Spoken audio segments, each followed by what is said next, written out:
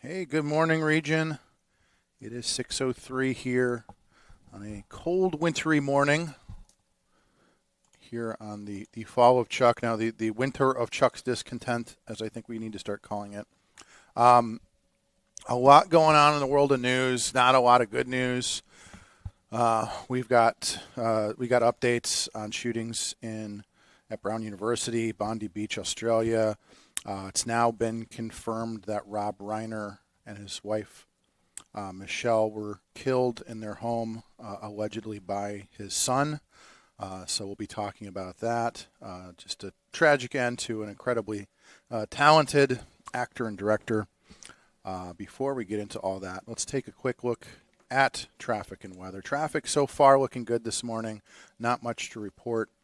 Things moving along well here in the region, 80, 94, 65, Skyway Toll Road, everything looking good on the Illinois side. Same can be said over there. Things looking good pretty much everywhere. Dan Ryan, usual little bit of slowdown, but if you leave now, you should be good. Of course, let us know if you see anything different, 219-845-1100. Let's take your first look at weather. Good morning, everyone. Today we're at 4 degrees with highs of 26 and lows of 18. We'll be having clouds and breaks of sun. It should be breezy and not as cold. And later tonight should be mainly clear and cold. And then tomorrow on Tuesday, we'll be having highs of 38 and lows of 30. Should be not as cold with periods of clouds and sunshine. And then Wednesday, we'll be having highs of 37 and lows of 31 with periods of clouds and sunshine. Thank you so much. This is one of those things where I always said, I enjoy doing the Monday show because there's lots of news to talk about in the region and throughout the world. And this is one of those mornings that there's a lot to talk about. Like I said, none of it particularly good. A lot of tragedies around the holiday season. the incident in Australia revolved around a Hanukkah celebration. So, yeah, that's. But the show must go on, so we'll get into all that. We want to hear from you guys about those stories and more. I put up a post over the weekend about some of the news stories that just refuse to die, like redistricting. I think I may just call redistricting just the Jackie Sutton of politics. Do you remember the Jackie Sutton Yes. story? I said it was Jackie Sutton was the biggest thing ever, and then one day it just disappeared. And I think I'm the last person that just mentions Jackie Sutton on occasion here in the region. Weird news that came out. The Democrats put out this whole big dump of photos of President Trump. Once again, it's weird because a lot of these photos have sort of been debunked. One of the photos was from his Miss USA pageant. It's sort of like, okay, you've got photos of the president taking pictures with pretty girls at a pageant that he owned. And for those of you that are old enough, you may remember he actually even did the pageant here in the region. And I'm sure a few of you took photos with pretty ladies when they were here. Hopefully you're not on a list because of that today. But we can get into that a little bit later. If there's anything else that you guys want to talk about, 219-845-1100, you know the number. This will be my last show of the year. So if there's anything else that you guys want, we'll do like a Ask Chuck Anything segment later. Ask Chuck Chuck's almost final words for 2025. Yeah, ask me. And you know what it is? I actually have a list here of later in the show. I've got a whole list of apologies and retractions and things that I said that did not come true. So we're going to have a whole segment. We're going to be here all day if we have to. I've got a whole segment of things I'm apologizing for. We're going to have that about 8:05. Yeah, right? 8:05. So Stay tuned. Yeah, so stay tuned for that. We've got a whole list of things that I was wrong about this past year. But like I said, and I think, Bob, going to tell people about what you're going to do the next couple of weeks. So Chuck came out a couple weeks ago. I and think a masked man just walked into the room. I assume is Jim. I just want to make sure it was you. It's hard to see you back there. Look at that. like this is you're here. Of course we're on the air. Jim here. Jim. Hang on real quick. Jim, don't leave. I got one thing for you. Jim, don't leave. Jim, come here. So at some point we're going to talk about. I've been doing. Don't come in the show. I'm just saying, be somewhere where you can hear me. So we're doing these shows. No, but you have to hear me though. He can hear you. Okay. So we're doing these shows at the theater at the center in Munster. I said don't talk. Well, Okay. you just told me to come in. I said to here. listen. No, I came all the way down here just to make sure you were on the air. I'm going to go home and make some If eggs. only you had some some electronic device that you could listen to us back at home. We're here 2 more weeks, pal. I don't need to build anything Yeah, so anymore. you're moving while I'm on vacation. That's a great idea. Fantastic. So we've been at the theater this week. We're going to play a clip. We've been doing this fantastic run. Robbie Howard is in town doing a show where he does Frank Sinatra and Dino and everybody. It's a fantastic show. If you haven't been, Where is it at? It's at the theater at the center, a block from your house. You could walk. You could take the kids in the stroller. Can we offer our condolences? I was going to get into all of that All right, stuff. okay. Phil's father.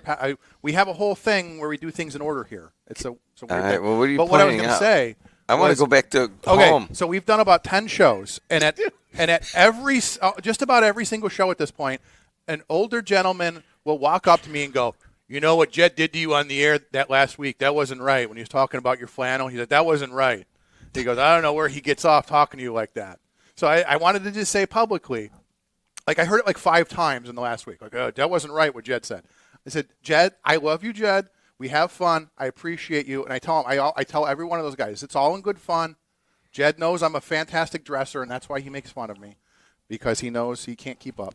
But yeah, so many people came up to me over the last week and said, "That wasn't right what Jed said to you." So I just want to tell them it's all in good fun. We're old friends. Bob It's Starkey fine. would have never allowed that. If you were here, you would have looked at him and said, "There's no possible way I'm sitting next to that dumpster fire of an outfit you were And wearing." speaking of, speaking of, as another segue, later in the show, I'm going to reveal. I asked my wife over the weekend. I said, "Why don't you make me an ugly sweater?" Because she has a cricket and all. I said, "Make something that kind of personifies my personality. Make me an ugly sweater and put a slogan on it. It's not what you think. Don't worry. It's not going to be like last time. But so at some point, I'm going to reveal my ugly sweater, so you guys get to guess what you think Chuck's ugly sweater says. It won't be an FCC violation. I promise. So we're on the air. I came down here. Every time I lay in bed, then I have to zip up, and you get on at like 6:20. Today, I'm like, all right, I'll go down to the station and I'll wait and see if it goes on. And I'm walking in there, and then all of a sudden you go on the air. So that was good news. Starkey, I missed you. I miss you too. So much happened on that redistricting. I wanted to do a follow-up podcast segment, but we never got to it. But just what'd you think, man? Were you surprised? I was surprised at how much of a train wreck it became. You thought Chuck's flannel was a dumpster fire. Yeah, and as for what the fallout's going to be, everybody for this week and next week is just everybody's getting primaried.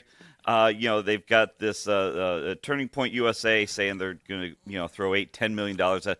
Wait till the first of the year. I think it's all just screaming now. I just mentioned, Jim, I said this is like the new Jackie Sutton. It's the biggest story ever. Oh, God. Then it just went away. But if Jackie Sutton walked in front of me, I must have done 6 months of radio on her, and then all of a sudden, if she walked in front of me, I wouldn't know who she was, Well, the good news is she still, didn't exist, she's still around. We'll find out. Does my voice sound like I was in bed 22 minutes ago? It sounds like you're in bed smoking a cigarette. Yeah. Still hey, sounds like I you're always in bed. appreciate you guys. I got plenty to do today, and you're going to let me do it. So Fantastic. Hey, now that I'm leaving, are you guys going to play some spots? Because we have a whole bunch of them. Well, talk to the producer. Does it? If your computer works today, then yeah, we can definitely do that. Hey, going one last comment, Starkey. The Weezer came in and kind of ripped on what you had to say about, of course, that would be how that went. But he had a great line. I said, well, what do you think about the Niemeyer family, the Rick voting against it? And then Weezer goes, well, I wouldn't want to be there at Christmas dinner. So he basically stole the line that I used 2 weeks ago about this going to be a rough Christmas dinner if this doesn't pass. All right, man. Well, hey, sorry for cutting. No, I'm not sorry for cutting in. You called me on, but hey, I'm going to go back and. No, I specifically said just to listen to what I have to say. Oh, okay. You're telling me what to do now, and you're wearing horrible T-shirts. Bye. Okay, back to me. Me and my T-shirts may have been the biggest single thing other than the flood that's ever happened at this radio station. But I digress. Focus. Back to Bob. Back to Bob. So, what about Bob? The big one I'm looking forward to is next Monday, December 22nd. I'm going to be doing a Christmas show in the morning. Got some guests coming in. Got some musical entertainment, and going to be sharing some Christmas stories. I'm looking forward to it. I'm going to do like an old-fashioned, like a Gene Shepard Christmas here at WGO. Spending a lot of time building it out. And the best part is I won't have to be here, so it's fantastic for everybody. That's a Christmas present for everyone. Hopefully eating a bagel in Philadelphia by then. But yeah, we're going to have some guests come in, some music, some readings, and I don't know, just should be a hopeful or a wholesome, I don't know. It'll be a 2-3 refreshing hours. change of pace from the show. Yeah, we're no gonna do screaming, today. no screaming. Chuck won't be here. There will be oxygen back in the studio. It'll be a wonderful day. I may actually just call in and just shout at you randomly throughout the show. I don't know that we're going to be taking We'll have like calls. a hotline open. Just put me on this. Give me the Zoom invite. I'll just randomly jump in and shout at you once in a while when you're wrong. You are not her favorite morning show host. You really think she's going to sneak you the Zoom? I think I'm down link? to 3 or 4 at this point. She still does 2 shows. Oh. And that's where the radio suddenly cuts out. Yep. No, it's fine. Okay, so with that, So next week, tune in to me, and it'll be nice. But yeah, in the meantime, so we want to take your phone calls throughout the day today. Chime in on all these stories that are happening throughout the country and throughout the world. So do you want to talk about the redistricting and get that out of the way? I mean, I don't know, because I feel like this story's been beaten to death at this point, but I kind of avoided it because I kind of knew how this was going to work out. And We can if you want to. I think one of the mistakes that if there's going to be outside money dumped into Indiana for primaries, I still question that. you know, Dan Bongino always had that rule. You know, he always waited a day or two before he would really talk about something. Right. I think that somewhat applies here. Everybody's kind of hot and bothered over it. I do believe there will be primaries across the state. The problem is primaries often come from the far right, not unlike on the Democrat side, primaries come from the far left. And those primary voters vote that way, but sometimes they lose sight of general election electability. Well, that's an interesting thing about politics is you have to, in the primary, you have to outright or out left the other candidates, but then you have to slowly slink back to the center in order to gain. So it's a weird thing when you have that closed primary system or an open primary system where you can do. It's basically like, hey, I have to out Republican or out Democrat the other guy, but then I have to appeal to the more centrist crowd, which is the majority of people. And do it in a way that doesn't make you look like a hypocrite. Yeah, and in Indianapolis, for both parties, they have incumbent protection programs within the party. So there's a pretty big war chest. So anybody who's challenging, it's a pretty steep hill to climb, but it is doable, and we've seen that locally here, both in primaries and in general elections, where folks that you would think are very well established. They kind of rest on that, and the next thing you know, they're having a somber election night. So we'll see how that goes. I would caution one of the mistakes, and I've never loved political gloating. We would do this thing for years in Dyer, and I was one who I think I stopped it now, and I hope I stop for the future. The day after the election, whoever won would run around and put, thank you signs everywhere. And I thought, that's the thank you is in the win. Take the win and go. I always thought that was gloating. Here I see a lot of folks, Democrats and folks on the left, taking a massive victory lap over this. And saying, "Oh, look at these Republicans; they side with us." None of those, 17, 19 Republican senators, none of them sided with the Democrat Party. They were doing it for their own reasons. So, I think to gloat will only embolden the right, and so I would say, maybe try to hold the reins on that a little bit. So here are the questions that I'm left with, though. Is a couple things. Is for one, does this do long-term damage to your party because of the perceived sort of dysfunction? Even now, the lieutenant governor came out and said that President Trump is threatening to withhold our highway funds as if we don't spend enough money on the roads already, and all these repercussions from this. And obviously, so the House, I believe Republicans have something like a 7-seat lead in the House. So obviously, all of this is based around the idea that if Republicans lose in the midterms, that Democrats will control the House. And what will that mean for President Trump is basically he will spend the rest of his presidency fighting off impeachment hearings, essentially at that point. And so, that's fine. When you've got a second-term president, the last 2 years is always a lame duck period, and whatever the nation typically elects, whatever party the nation elects, and the presidential election, that midterm election typically swings to the other side. Right.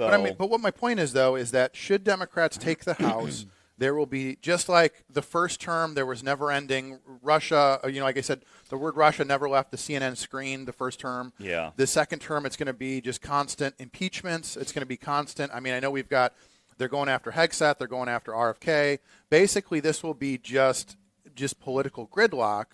It will be. And that is one of the, if those, 17, 19 Republicans, whatever the number was, if anything, they should have done it for the nation. And I don't mean that in some, because we need Republicans in there.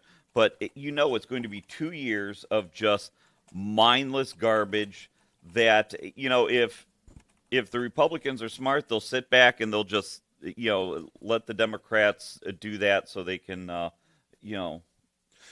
they can run as the adult in the room, again in 28. But for someone like me, that my only concern is that $38 trillion in debt. There's, President Trump, after Elon left, it was clear there was no intention. We're running a slightly lower deficit, but not great. We're not anywhere near a balanced budget. We know he has no intentions of passing a balanced budget. The Democrats have no intention of passing a balance. So, like, for me, it's like, okay, well, it's like when people criticize the president for going golfing. I go, well, at least he's not back home making bad policy. Yeah. I'm like, I'd rather see you on the golf course or riding a bicycle around Rehoboth Beach than sitting, in the White House making bad decisions. So I'd rather you guys go golfing and go ride your bike and go eat ice cream, as opposed to being at the White House, because you'll just spend more money that we don't have. So to me, it's like, hey, gridlock, okay, well, you're not going to do anything anyway, so you might as well have gridlock. So with that, why don't we take a break? We're taking calls if you guys have anything random you guys want to chime in about and talk about. Like I said, my last show before I go on break, Bob will be here doing Christmas stuff. But we got all kinds of news to talk about, stuff like that. We'll be back with more The Fall of Chuck and Bob here on WGOB.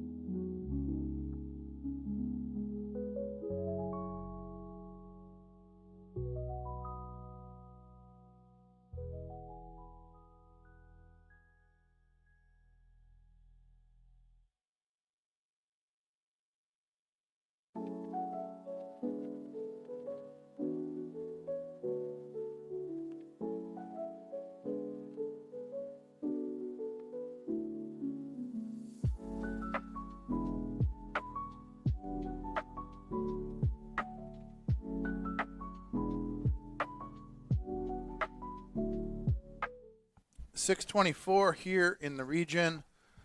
Fall of Chuck, more like the cold winter of Chuck here on WGOB. You don't get to say winter till next week, though. Oh, no? Well, No. That's okay. what the stars say. The stars are not aligned yet. Okay. The Mercury's in Mercury's not in Gatorade. Gatorade? Yes, thank you for that. Okay, we're taking your calls here at 219-845-1100. Good morning, caller. You were on the air. Tuxter, you were ahead of the game when Dito walked in to make certain you got on the air on time. But Hey, that you was should have all when let that's him go doing. right out the door. Yeah. He was there just to check and answer. What do you do that for? You know, Walt. I was concerned because this big shadowy figure just showed up in the back of the studio, had a mask on. I say, sure hope that's Jed, and then he opened his mouth, and sure enough was. But no, it's funny, Walt. I was going to mention this for you. I don't know. I'm a big fan of like Dino and Frank Sinatra. If you get a chance, we're going to promote this a little bit later. Theater at the Center, a great show. Robbie Howard does all kinds of classic songs that you would enjoy. It's a great night out. One of my favorite shows we've done. So if you get a chance, head on over to the theater later this week. You'll have a lot of fun. So, Did you see it yourself? I've been at every single show. I've been there running sound, and it sounds fantastic. And you'll see me in the back of the room with my big red Santa hat on. And but yeah, if you get a chance, you want even there's afternoon shows. Go on a Wednesday afternoon. Take some of your friends. You can get some lunch and go see the show. You'll enjoy it a lot. I promise. So, what's on your mind this morning, Walt? There's let your audience know that it's in Munster.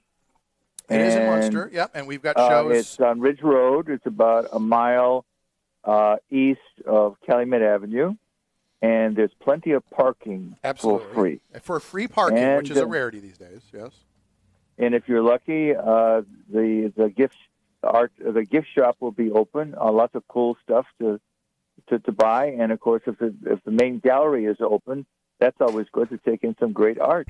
They've got right now. a Christmas tree display. The bar is always open. Yes. There's shows in the afternoon and the evening. There's shows Wednesday, Thursday, Friday, Saturday, and Sunday. But get in there early because I know the weekend shows are filling up. But yeah, it's definitely a great time. This is no joke, one of my favorite shows we've done. Like I said, I'm the kind of guy that throws on some Dean Martin when I'm cooking dinner on Sunday. And it's a fantastic show. You will not regret it. So, but Walt, what else is on your mind this morning?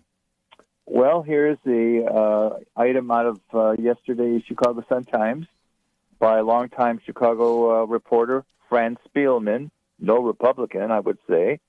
And it's headlined, Chicago's Money Mismanagement.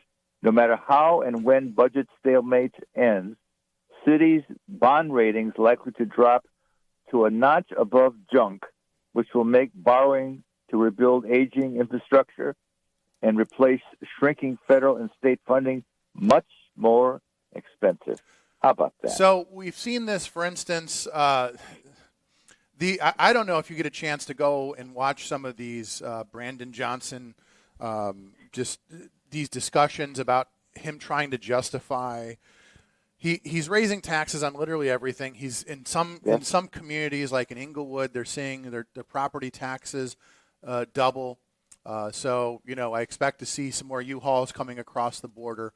But I know Walt. I've been following this for a long time. I still remember Walt, the Chicago Reader. I would get the Reader 20 years ago, and they talk about TIF districts and all of these bad ideas. And I know you were paying attention to these things decades ago. And this is something. This was like the Titanic, just slowly creeping towards that iceberg. We all knew it was going to happen, and you can go back to even Walt. I don't think people understand a lot about even the pension crisis in Illinois.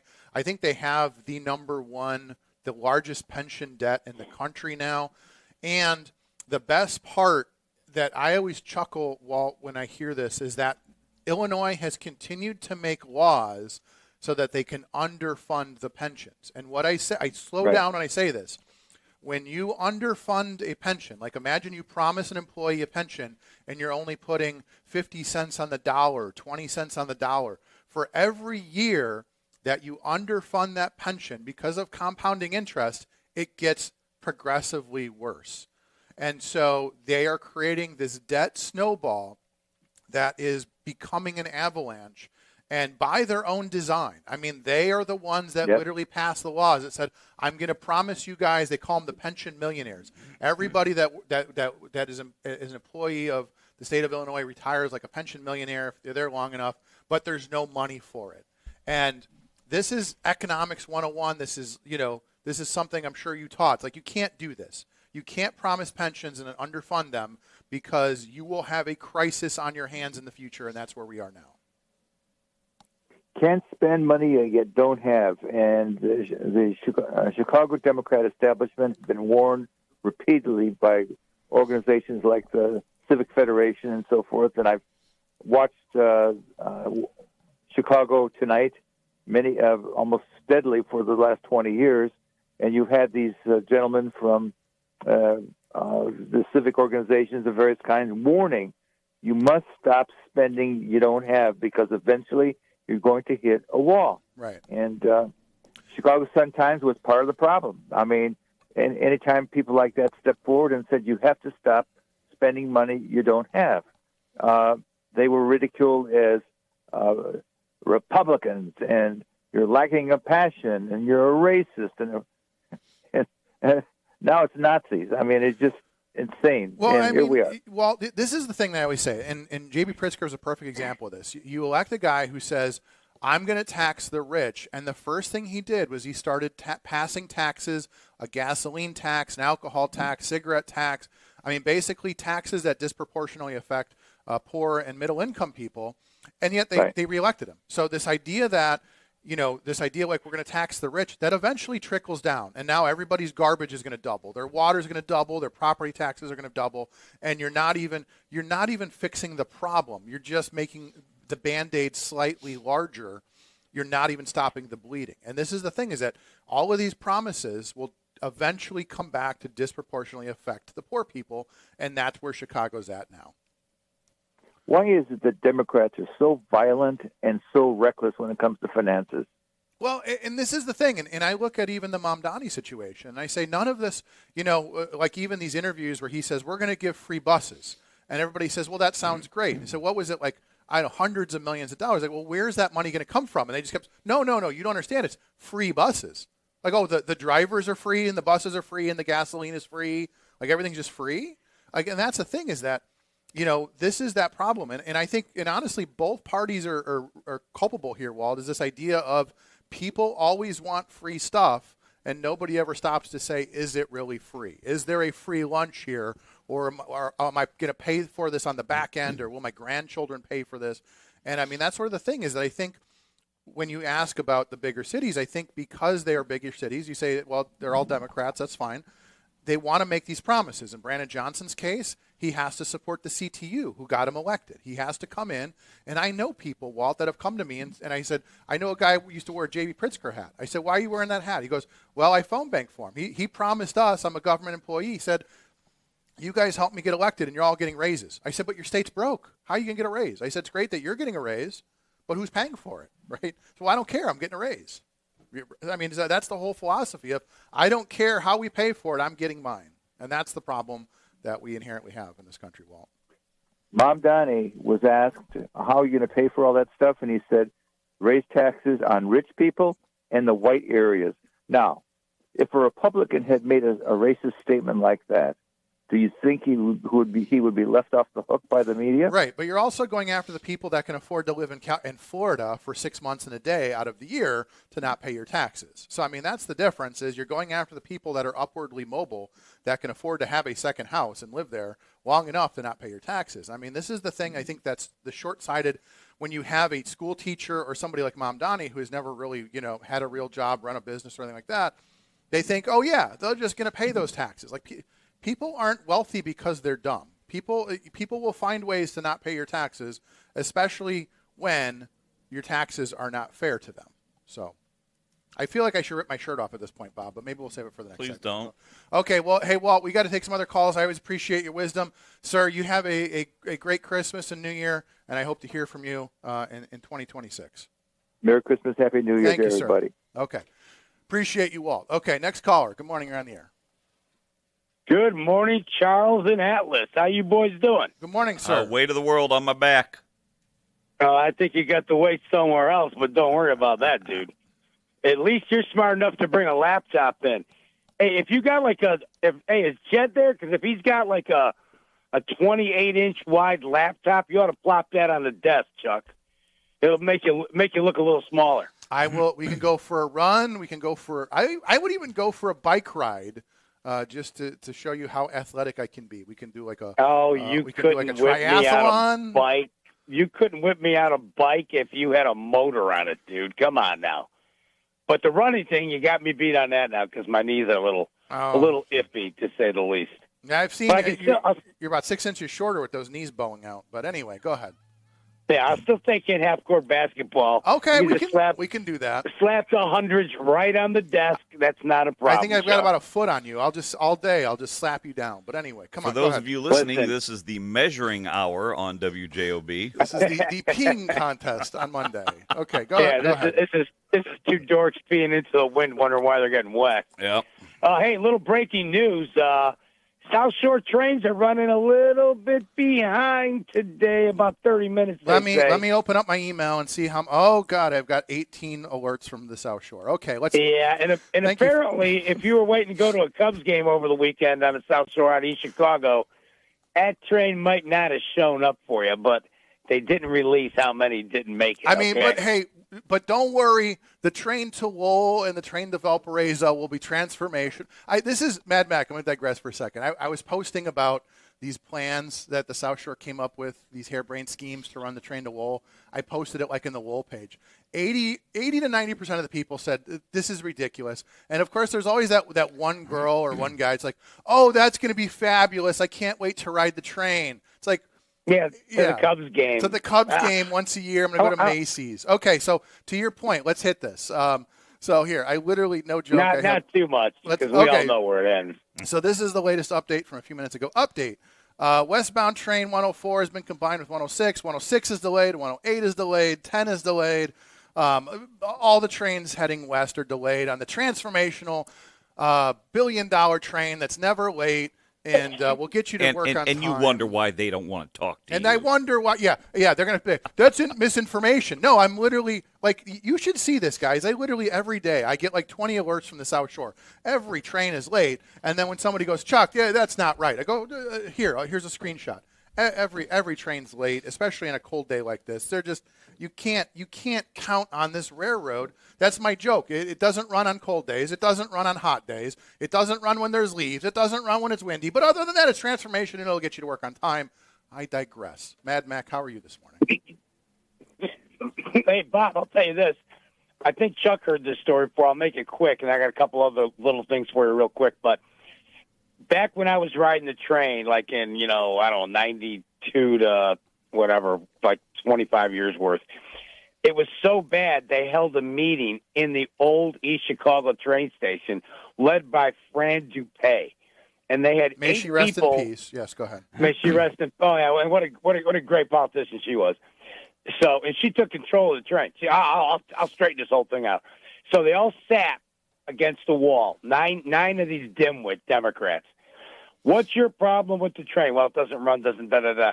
And I raise my hand. I go, do any of you 9 people ride the train on a regular basis? Right. Not a hand went Not a up. single cheerleader, not a single person Then, pushing yeah. for the train actually rides it on a regular basis. Go Then ahead. I said, have any of you ridden it in the last year? One guy raised his hand. And then I go, why in God's name do you dimwits who have no knowledge of anything think you're going to fix the train? You should all be off this board immediately.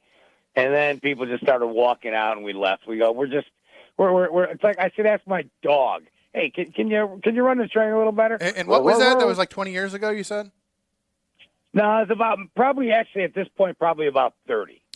But they yeah. took your words to heart, and things are fantastic today. Things are working fantastic. Running like a top up there. Yeah. Hey, so what is this?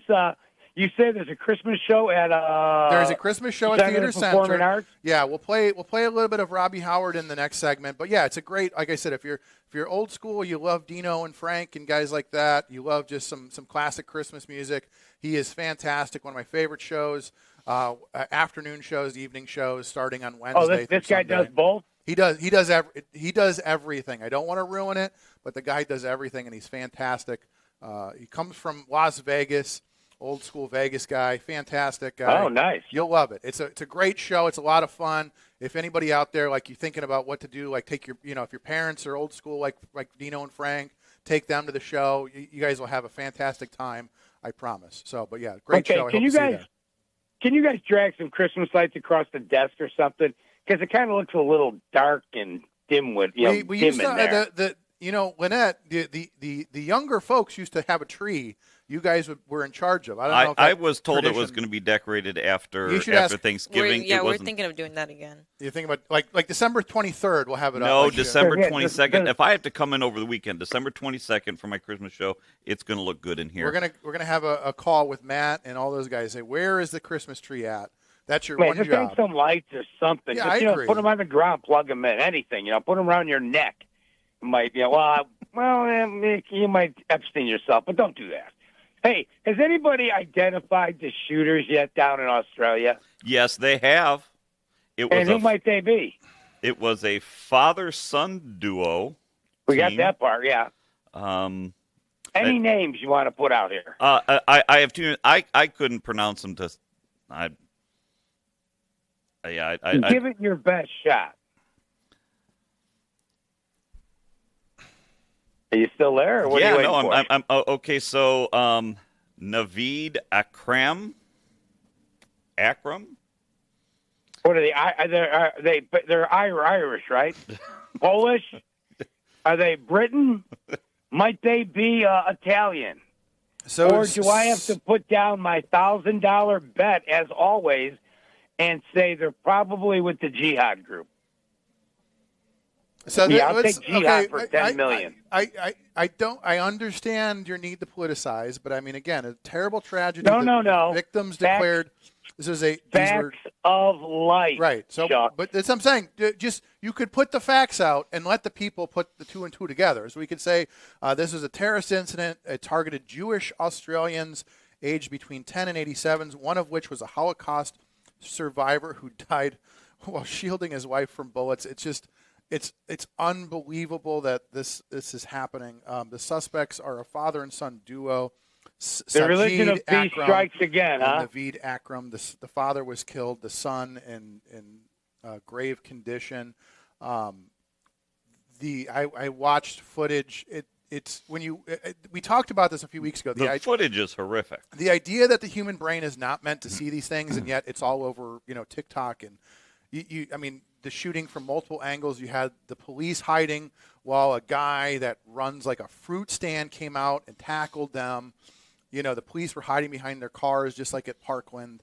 And this heroic guy. And you can have all these You want to have all these discussions all day long about guns good, guns bad, more guns, less guns. I mean, it's a tragic situation, and to see this happen, whether it's in Australia or we had shootings here during parades and things like that, it is unfathomably tragic. But go ahead, Mad Mac.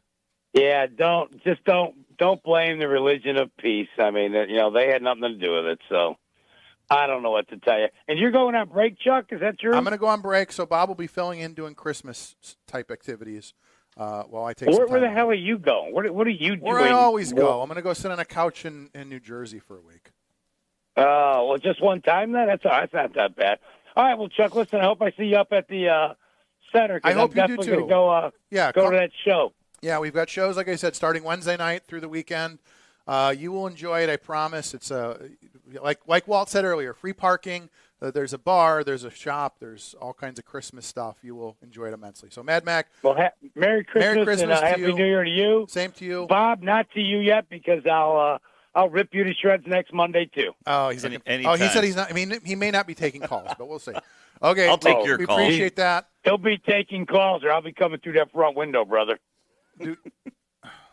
Oh, That sounds like a threat to me. are you going to be dressed in Christmas attire? Might have you on. Okay, yeah, okay. So we take that break. Or we're gonna take a call. What do you want to do? We should probably take a break. Take a You're like, break? we've been on break for 5 minutes, guys. We haven't been on the air. So the boss said take. Okay, so we'll be back with more of the follow of Chuck and Bob here in WGMB.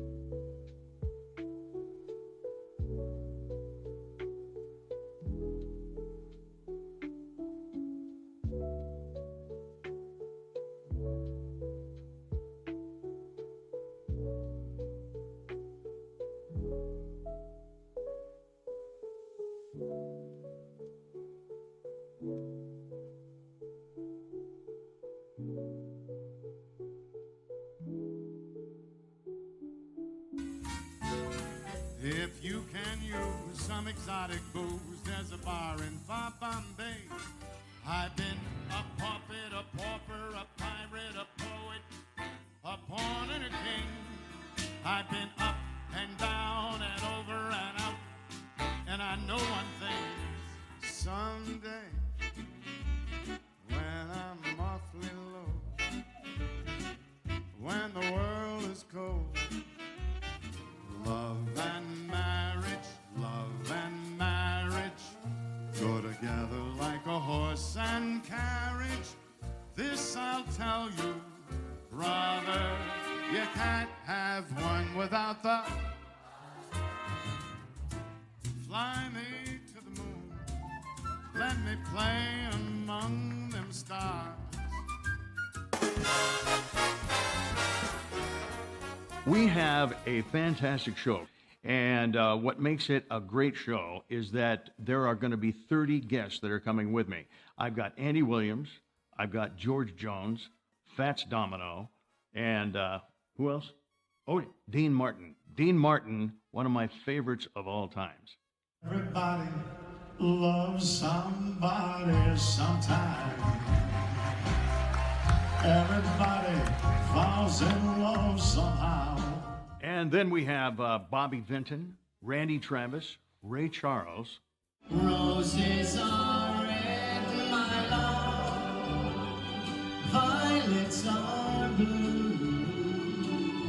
You may think that I'm talking foolish.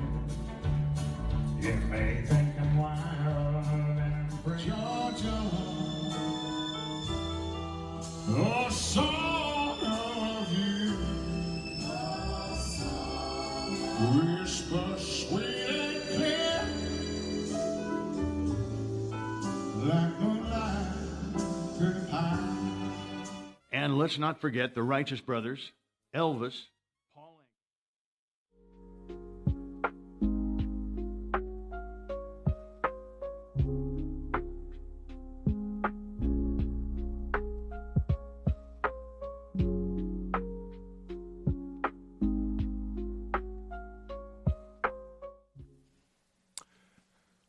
So is that on the radio and on the stream, or how do we do that? That was just on the stream. That's on the stream. So if you check out the stream, you'll be able to listen to some Robbie Howard. Lynette is very worried about the YouTube strikes. I don't blame you, but he's singing it. So I have had strikes for people singing their own songs before. But so while we're talking about the theater, let's take a quick moment to send our condolences to our fellow broadcaster here, Phil Potempa. His father Chester died at age 96. Lived a long, fruitful life. Lifelong resident. Had a farm down in San Pierre, Indiana. One of those old school guys. Phil was always posting photos. One of those guys that would, even at his age, was fixing the tractor and growing things, and sort of that old school kind of person that we don't have many of those people left anymore. That knows how to fix everything and do everything, and doesn't need to go to the store because he can do everything himself. So our condolences to Phil on that. But we were just talking about the Robbie Howard show. Lynette, did you recognize any of those songs? Like, do you know those old songs? You listen to those at all? A few of them. It's a fantastic show. Take some of the older folks. If you know anybody that listens to that kind of music, you will enjoy it immensely. So we got calls. No, 2 calls. Okay, let's take some calls. Good morning, caller. You're on the air. Good morning, fellas. Morning. How are you? My condolences to MX as well. MX Cartoons the 4th was erased over the weekend. Now, MX, this is a very interesting story because this is sort of the modern day equivalent of like sending smallpox blankets to your enemies here. So we basically had a infiltrator into MX Cartoons 4 that said a bunch of things and reported a bunch of things and got MX Cartoons the 4th erased. So feel free to join MX Cartoons the 5th chapter. And always people ask me, well, why are there 5 MX Cartoons? Well, so for instance, MX Cartoons, was it the 3rd, or maybe the second got erased because somebody posted about I call it the H word, hydroxychloroquine. Because there was that time when if you talked about the horse paste, you were erased. You talk about the horse You paste. spoke out against the COVIDs? Oh, yes, on a And daily to occasion. think I'm a member of one of these groups. Yeah, you were part of a domestic terrorist organization based right out of Hammond, Indiana, terrorist headquarters here in Hammond. So, MX, how are you doing this morning? How is MX the 5 doing? You guys rebuilding? Oh, pretty good. Yes, please join MX Cartoons Chapter 5. It's going to go private December 17th. I asked Facebook to go private. The person that they were after was one of the administrators, and they deleted his whole Facebook. I mean, a guy who's had a Facebook for a decade, just erased because sort of a fake profile came in and reported him. And I mean, again, we read everything. There's nothing. They called you a terrorist organization, according to Face. I mean, I've seen. It's funny because I see just the most depraved things, like Charlie Kirk memes, Erica Kirk memes, all this. I see just these horrible things on Facebook, and yet none of that stuff ever gets erased. But then MX Cartoons, makes a meme about something, and you get erased, and your admin gets erased. It's amazing. Okay, I want to move on. To talk about what it was. I don't even know. We don't know. I mean, that's the thing. They don't even tell you. They don't even We say. We never had a violation. Right. You didn't get any strikes or anything like that. Just erased. But that's what happened with hydroxychloroquine. You didn't have anything. It was just like, okay, we just woke up one day and it was gone. It's like, oh, well, you posted this video that, as it turns out, was 100% completely accurate. But I digress. And so we were erased. Go ahead. I do want to move on from that. I don't. Is it the reason why I called? Yeah, go ahead. We're going to have my buddy that I fish with my whole life. He says, heck, who cares? You have MX Cartoons number 50 and 60, so I laugh. But here's what redistricting means to me. Redistricting means open the borders again and give us all your criminals. You have to understand that. And I've kept this article for a while during the Biden administration. 158 Dems vote against bill to deport illegal immigrants who commit sex crimes. So what redistricting really means is Trump is trying really, really hard to clean this mess up and get rid of, from all the countries, especially Venezuela, of opening the jails and giving us these people. Now, we forgot about the Laken Riley Act. We forgot what happened in Tulsa where they tried to stab, you know what I'm talking about? At that baseball game, right? Yeah, I don't want to mention too much, but you two guys there are too young to be forgetful, and it's good politics. I'm gonna congratulate the people that made our Republicans vote to not redistrict, and this is how this worked. If you remember, I'm not going to mention names, so you guys don't have to squirm. Our local power brokers, okay, instead of supporting the local Democrat for senator, they supported the Republican. Now that Republican won. That's good politics. Why does power brokers, Democrat power brokers, support a Republican? And it just paid off. And you know what? I gotta congratulate them. It's very good politics because they probably knew that local Republican was going to win anyways, so they jumped on there and did what they did. I want to congratulate them. But the big thing is when the open borders start again and they flood all the criminals back here, no different than Castro did. Now, let's think outside the box. Nobody's going to beat Mervyn as a Republican. You have to find a Democrat to beat Mervyn. If you think, Randy Niemeyer, great guy. I supported him. Jennifer Ruth Green, I supported him. But to beat, you're not going to beat Mervyn with a Republican. you're going to beat Mervyn with another Democrat. And that's the way that should be. Okay, so And if you- real quick though, MX, this is the discussion we had earlier about the idea of moderate Republicans and Democrats. They don't tend to do well in the primaries. So essentially, you're asking for more moderate Republicans and Democrats, and such a thing doesn't seem to exist anymore as the chasm widens between the two parties. So this idea that you're going to find a moderate Democrat that's going to win an election, as Bob was stating earlier, they're probably going to be further to the left, running against somebody who's further to the right.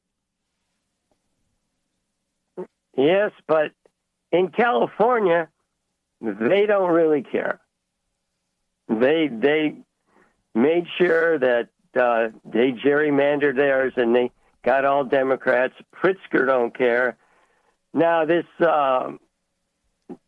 Newsom, what's his first name? Gavin? Gavin Newsom, yes. You got three people that are going to run for president on the Democratic side so far. I want to make them into the Three Stooges. Yeah. It's as soon as the group goes private, Newsom wants to run for president, AOC, and Jasmine Crockett. Well, Pritzker wants Now, it. Pritzker's got his hat in the ring too, I think, because he can basically he's got enough money to throw at it, so he doesn't have to worry about doing a whole lot of fundraising, just like when he ran for governor. I like people to call in. Yeah, I know all the Trump haters, Orange Man bad. I like to call in and pick their minds. Who do they support for president next time? And do they support this person? Do they support open borders? Because a Democrat can't really win unless they ruin the country like Joe Biden did. And the old Joe Biden, as you know, called somebody a mentor, called Robert Byrd a mentor. And if people look into that, they'll say, what? Huh? So the old Joe Biden would not let open borders. Obama sent more people back than anybody. Clinton sent a lot of people back. Hillary. So, but it seems when Trump does it, he's a bad man. You know, sooner or later this whole Trump thing will be over with. But when I raced motocross, I went there to win, okay? And this is not what happened in this redistricting. That's not winning. And there's going to be consequences for this. And the consequences are there's going to be open borders again, and they're going to unload all their criminals. Now, let's go to Venezuela.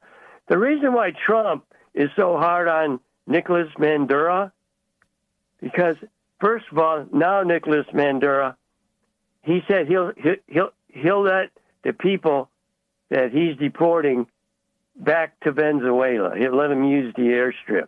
Nicolas Maduro is no different than Castro. Nicolas Maduro didn't win the election, but he's president.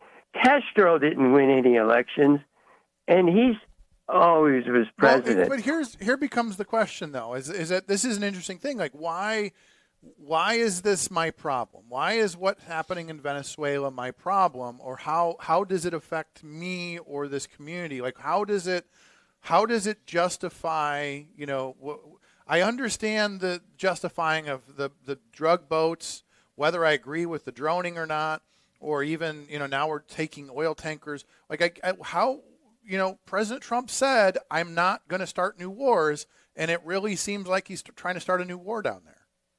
No, he isn't. He's making Venezuela take his criminals back. Look, there's no friends in war. By blowing stuff up, imagine, though. I mean, I couldn't imagine what would have happened if the liberals would have beat up on George Patton. We'd probably be talking German right now. Okay, I get where you're going. So, okay, hey, MX, we do have to go because it's 7 o'clock here in the region. You're listening to AM 1230, 104.7 in beautiful And I just want to say, in beautiful Hammond, Indiana. Go ahead.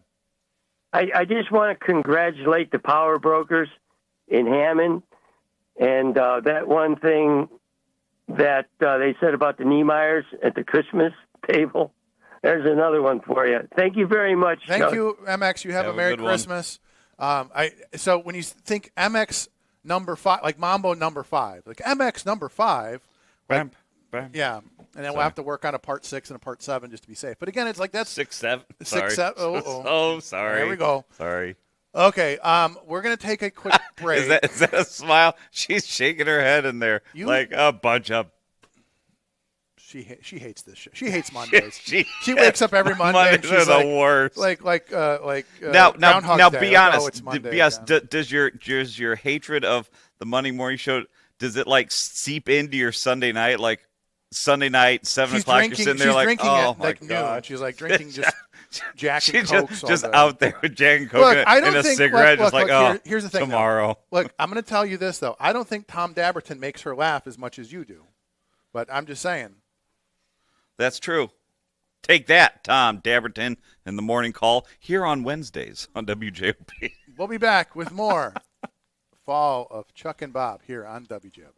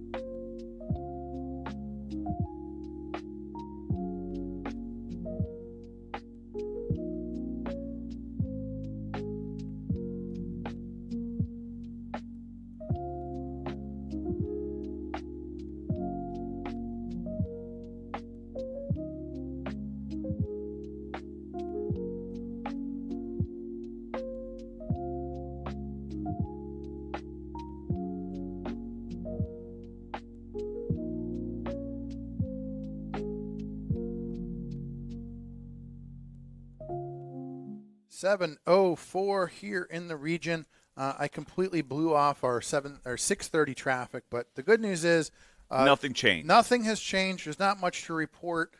Things looking good around the region. Things looking good. Even on this is that time like this week. If you drive, it's a beautiful time to drive because there's really not going to be a whole lot of traffic. Everybody's, everybody kind of starts the Christmas early. Christmas breaks are starting for some places. Schools and stuff like that. So traffic is looking fantastic. Should be a good commute, basically up until Christmas. So if you're heading downtown. Speaking of heading downtown, you'll be shocked to learn that with temperatures, we're at like 4 degrees.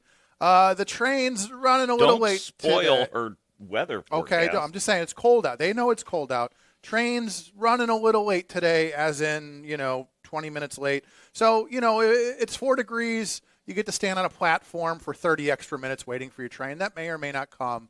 But you know me, I'm full of misinformation. So, but yeah, if you're riding the train today, it might be a good day to drive. Just saying. Lynette, how's the weather? Good morning, everyone. Today we're at 7 degrees with highs of 26 and lows of 18. We'll be having clouds and breaks of sun. It should be breezy and not as cold. And then later tonight will be mainly clear and cold. And then tomorrow and Tuesday we'll be having highs of 38 and lows of 30. Should be not as cold with periods of clouds and sunshine. And then Wednesday we'll be having highs of 37 and lows of 31 with periods of clouds and sunshine. Thank you so much. I was going to do this unveiling. We were talking about it in the last hour, but it's hard to take a sweater off with wearing a headset, so I'm just going to do it this way. So I asked Lynette and Bob, I said, I told my wife, I said, I need like a new ugly sweater or whatever for Christmas. I said, why don't you just make something that just sort of captures my personality, something that would work for me. So I said, Bob, what do you think it is? And my first word was no. The word no. That would be fun. No. Like the Grumpy Cat or whoever it was. May he rest in peace as well. Yeah. Grumpy Cat. But no, it's my favorite phrase. I'm going to slowly reveal it. If we could, we'd play that stripper music but YouTube would get us. So you do it, Bob. Do the ba-dump, ba-dump, ba-dump. Ba-dump, ba-dump.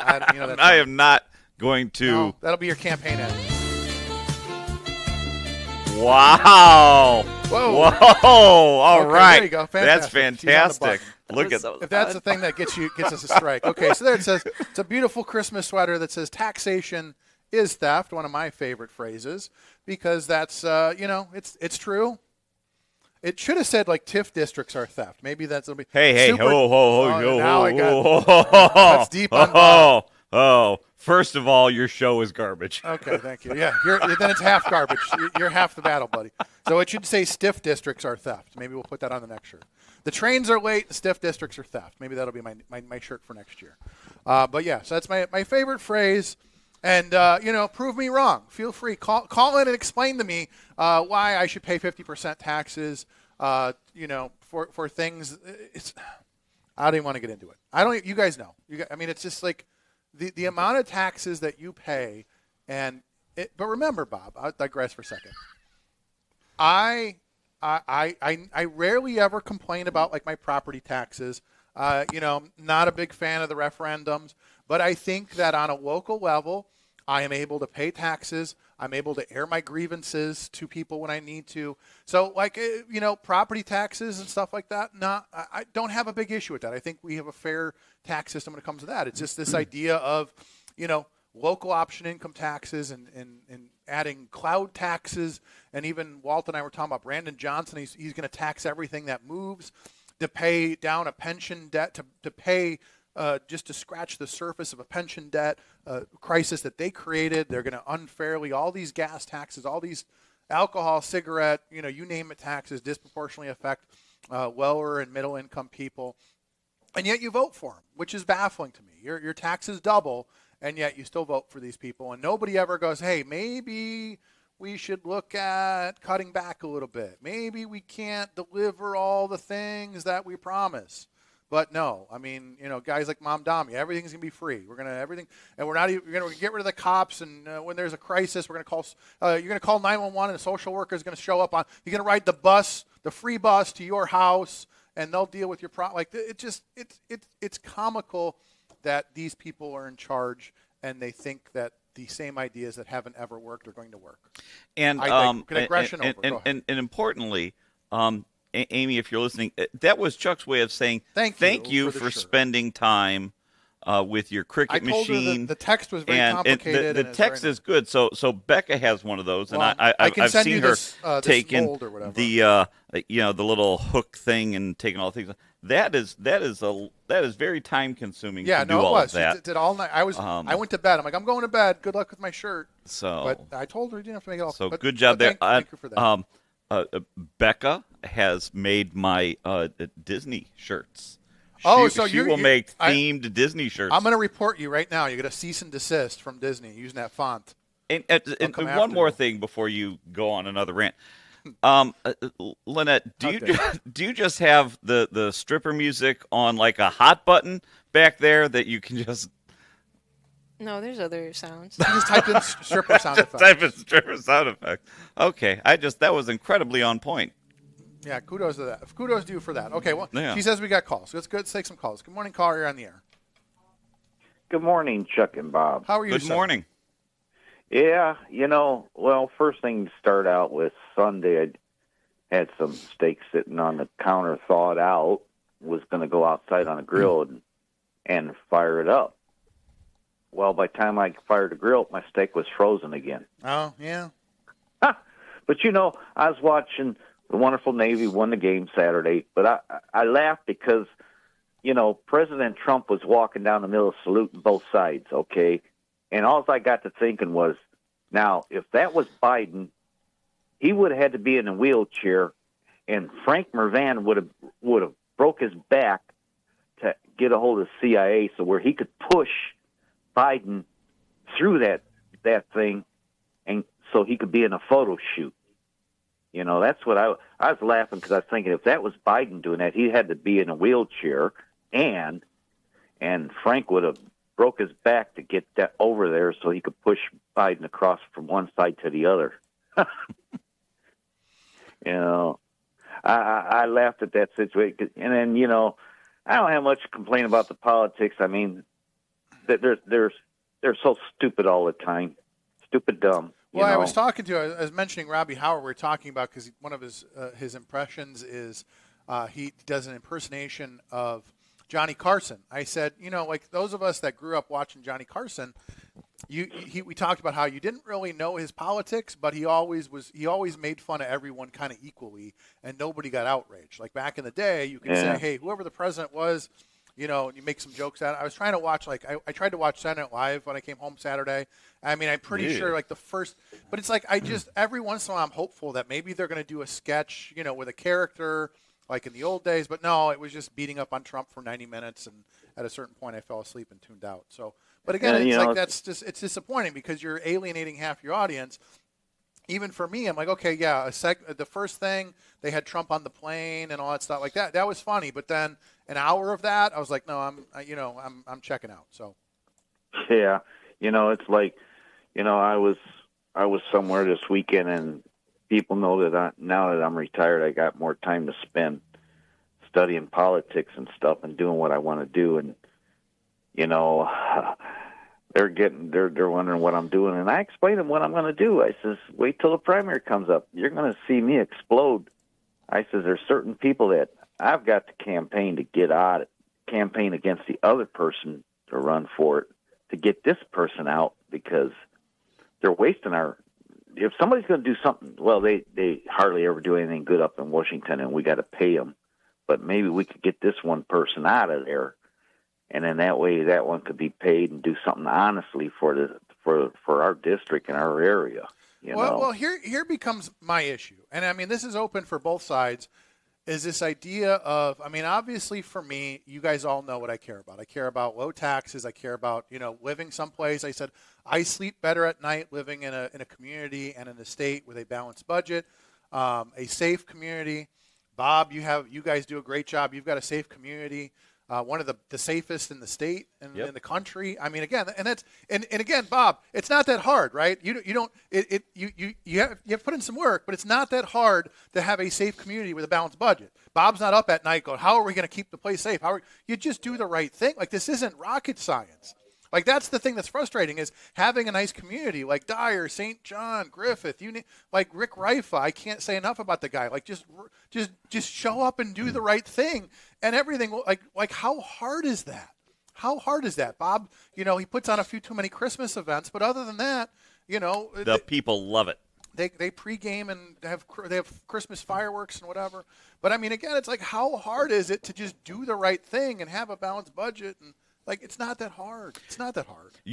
One last thing. I hate to interrupt, but just Chuck, when you said that, you would have loved our Christmas tree lighting because we had a massive banner with all of our sponsors. Good, right? And as I said, that would have made you just every time that you guys do. It's like, but why can't you sponsor the potholes? Why can't you say, Domino's, come to Dyer and sponsor my pothole? Like just have them sponsor everything, right? I mean, just like who's the new Walt? Is it Wegmans or whoever Who was that? Burkotts? Burkotts. Burkotts, you want to sponsor some, some new street lights? This new street light brought to you by Burkotts, whatever. But I digress. Yeah, but go ahead. But over on right there at the end of I-65 and 1220, Alliance came in and built there and bought that property and fixed it up. Now they used to be somewhere like around Bedford Park. I used to go deliver to that place in Bedford Park. We quit going there because the building was run down, was getting terrible. It was costing. I knew the supervisors that worked there and everything, and it was unsafe to be in there. And the door we had to back into was terrible. But hey, Lynette, don't forget to mute yourself. But anyhow, after they moved in there and I seen it fixed up, finally one time I went there. Well, I knew they were moving because they were getting rid of the coils out there and getting them over there. And so all of a sudden I knew the supervisors and we were talking, and he says, yeah, he says, our company decided to get out of Illinois because first thing, it was costing them too much to have that building in Chicago and Illinois. First thing, Illinois. And then, but I mean, look at even like the head tax. I mean, that's yeah. I mean, imagine a scenario. I go downtown. I'm going to pay to park. I'm going to pay 15% tax to get a hot dog or go whatever. Like, I'm paying all of this money. I'm coming from Indiana. I'm paying all of these taxes for the privilege of parking and eating in downtown.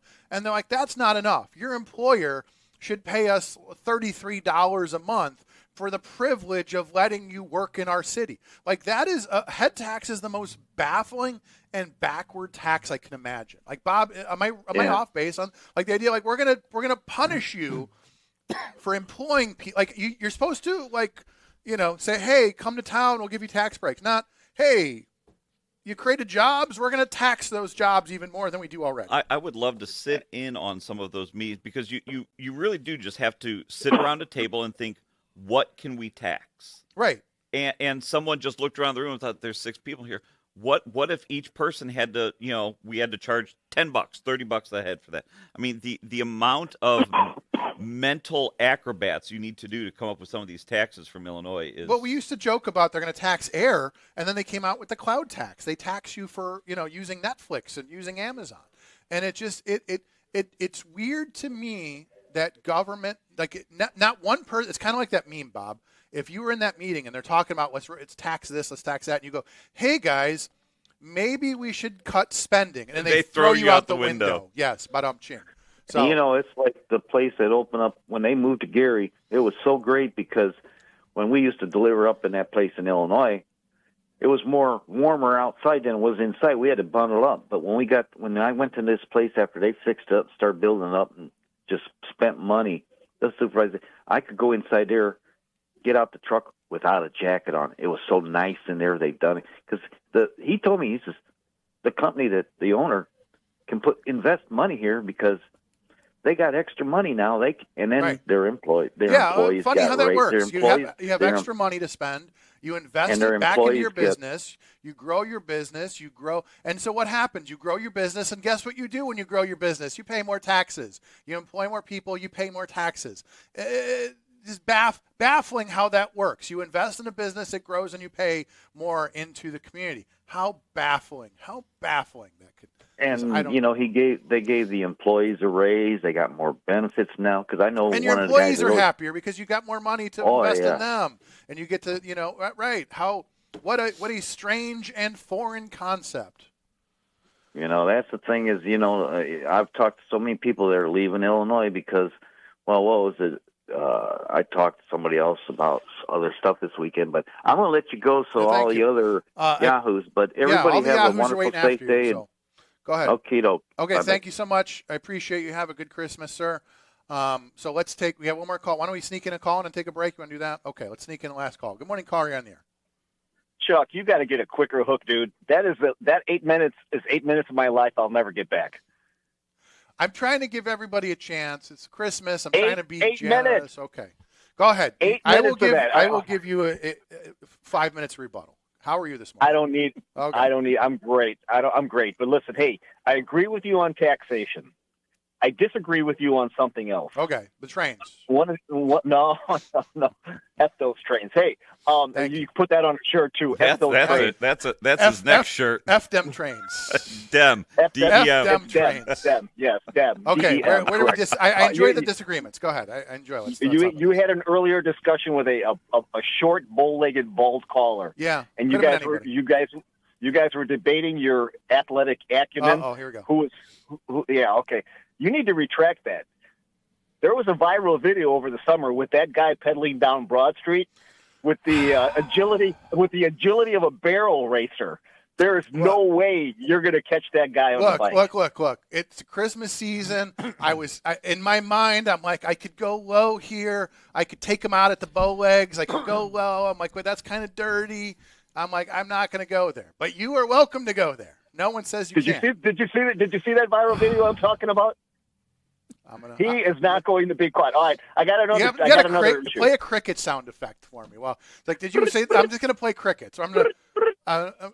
Yeah, there you go. Crickets. There, no, look at that. Wow. Look, she's on it. Wow, She's look on at it. that. Okay, yeah, just crickets. Okay. On demand, yeah. Anyway. She's paying dividends. All right, the whole studio decoration thing. There is, as you're well aware, 6 doors down from you guys, there's a Christmas tree institution tucked away between that gauntlet of pawn shops. The guy's been there forever. Oh, yeah, you know which one I'm talking about. Yeah, no, I used to. I mean, even we talked about that the other night. I went there as a kid, and I mean, literally, we were talking about Christmas Story. I'm like, that's literally like, the Christmas tree place out of Christmas Story. But yeah, no, I absolutely agree with you on that. On December 26th, every year, that guy's got a heap of about 45 trees stacked up for the Hammond garbage men to pick up. Why doesn't Dietlow, with all his negotiation expertise, saunter down there, tell that guy, give me one tree I can stick in my studio, and I will, as long as I'm able to keep the radio station on the air, I will give you a plug once every hour. Well, here's my concern, in all seriousness, going back to A Christmas Story. My concern is that if we plug in too many strings of lights, we will blow up the transmitter somehow. We will go off the air for a month. We will short everything out. The internet won't work. So, I mean, again, things are held together with duct tape and bubble gum. I think one more string of lights may be the one that puts us over the edge here. So didn't Tony Panic decorate that thing with like HDMI cords or something a couple of years ago? I think they did. They made ornaments and all that kind of stuff. I'll tell them to stop by. And do that. One more issue, because I want to keep it down to below 8 minutes, unlike the last guy. Thank you. Have I missed the racist Ron Matlock segment yet? You play the crickets again for me. Well, again, here's the thing. It's like, thank you. He hung up, I think. So okay, but I'm gonna just say goodnight. Let's take a break. Take a break. We're here till 8:00. This is my last show till I take my Christmas break. Bob will be here doing Christmas type festivities for the next couple of weeks. So if you guys got anything else you want to talk about, like I said, there's a lot of sad news in the world today. Kind of, we'll talk about it. But if you want to call in with a topic and hear Chuck talk about it for 8 to 10 minutes, now is your chance to do it. Or call in and talk something for Bob to talk about for 8 minutes, or you can save it for next week, whatever. So, okay, let's take a break. We'll be back with more after this.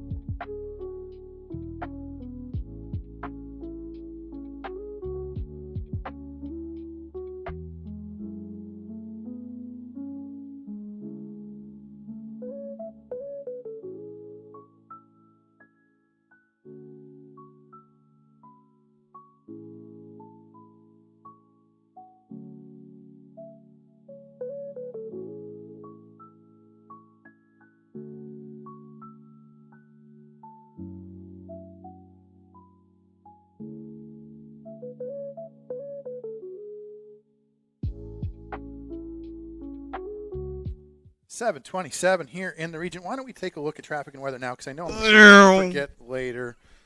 And that sound you hear is traffic. Is traffic. There's no traffic. That's the sound of the cars this morning. There's no traffic. Things looking fantastic here in the region. 80, 94, 65. No truck fires on 65.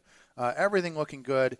On the Chicago side, you got the usual kind of building traffic on the Dan Ryan, but just a little bit on the south end, a little bit on the north end. But otherwise, Bishop Ford looking good. 294 looking good. All the 94s. Everything looking good. Anywhere you may be heading today, you should be doing good. Unless you're trying to take the train, which I know, just sit down, prepare yourself. The trains are running late today. Misinformation Chuck here to tell you I've gotten, 12 emails from the South Shore today. Let's see the latest update.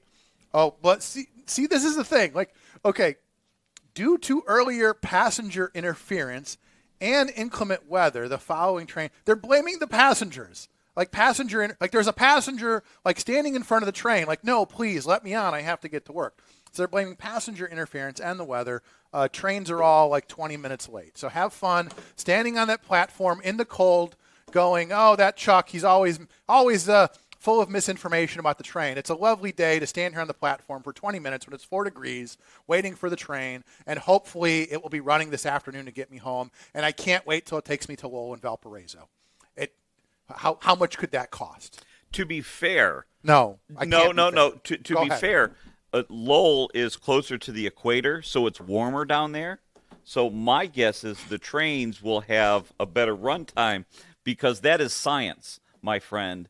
The Earth is not flat. It's a sphere, and the further south you go, the further out it is than up north.